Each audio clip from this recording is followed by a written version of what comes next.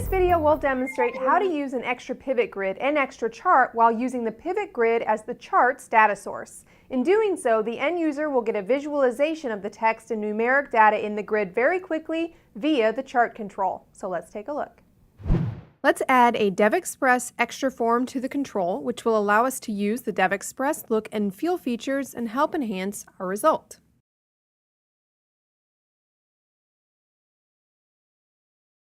I'm going to change the startup to the extra form control, and we'll switch over to the extra form.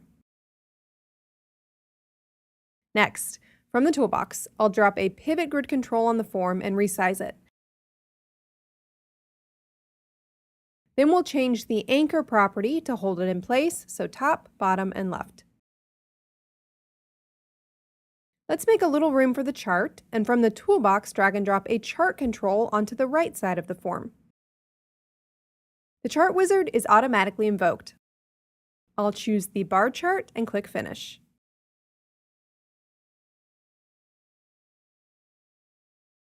Next, we'll change the anchor property for the chart control to hold it in place. So, now the pivot grid and chart control are in place, and as I resize the form, they'll stay where they're at due to the anchor property.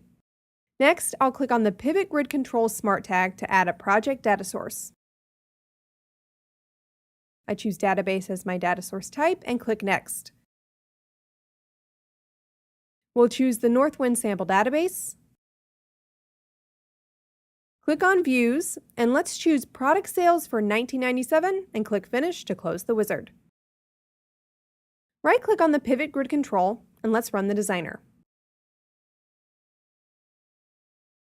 We've got the field list shown here, and we'll go ahead and drag and drop the category name,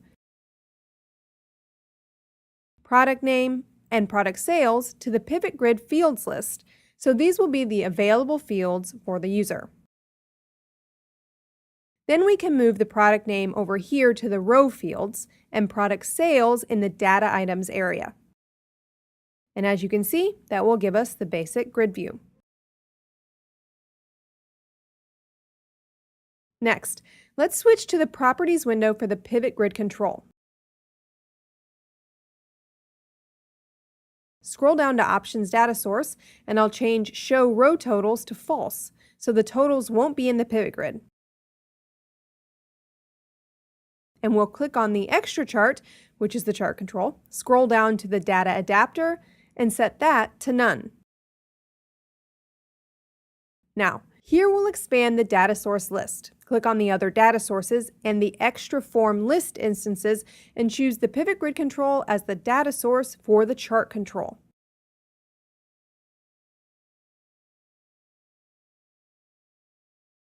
Next, scroll down to the chart control's series data member property and change that from arguments to series.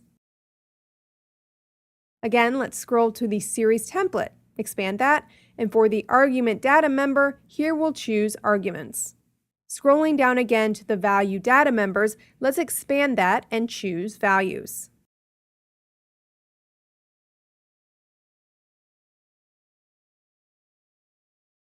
Next, click Point Options and change the format to currency since we're dealing with money here, and the precision to 0, so we'll have whole dollar amounts. Finally, scroll up to the chart control's legend property and disable the legend so it will no longer be visible in the chart.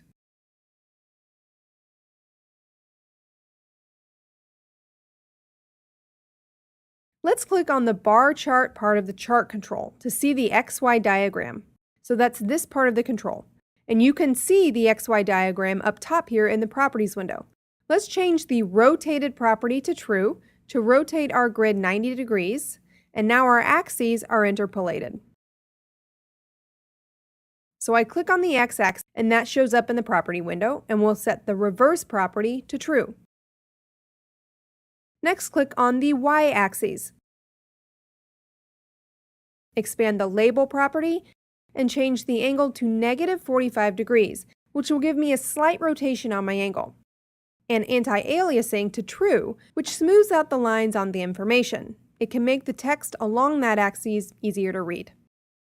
Expand the numeric options property of the y-axis, and we'll change the format again to currency and the precision to 0. Next, I want to give the extra form a little better look and feel, so I click on the extra form, expand the look and feel property, deselect Use Default Look and Feel, and select the skin that I like, which is blue. And you can see I have an updated form here. I'll go ahead and modify my text to Extra Pivot Grid as Chart Data Source. And that's it. Let's run the application.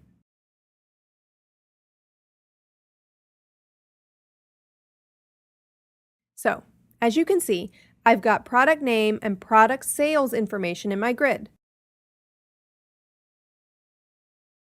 Notice the selected one shows up on the chart. If I select several more, then the chart is updated automatically. If I sort, then the chart sorts automatically. I can select a different range of values, my grid is updated, I can sort order by product name. I can drag and drop the categories to the rows area, and now my categories are included in my x-axis as part of my label. Change the sort order by category. If I want, I can add a filter on product name. Select Show Pre-Filter, click the Add button. Category name begins with, let's try C, and it gives me a hint that there are in fact C categories. And I've got my sorted data. So the nice thing is, as I make changes to my data, rather than as a user having to analyze the numeric values and figure out what's going on, I can simply sort of make selections and update what's going on in the grid itself, and my chart is reflective of that. If I want to disable my filter, I can do that, and I have all my data back. I can edit the filter, and I can play around with the data fields here. Thanks for watching, and of course, thank you for choosing DevExpress.